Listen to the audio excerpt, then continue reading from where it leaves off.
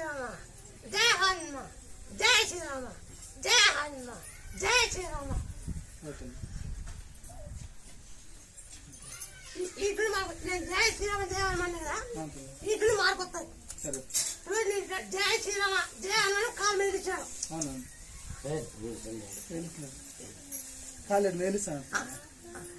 Jaya Srirama Jaya Hanuma Jaya Srirama Jaya Hanuma Jaya Srirama Jaya Hanuma.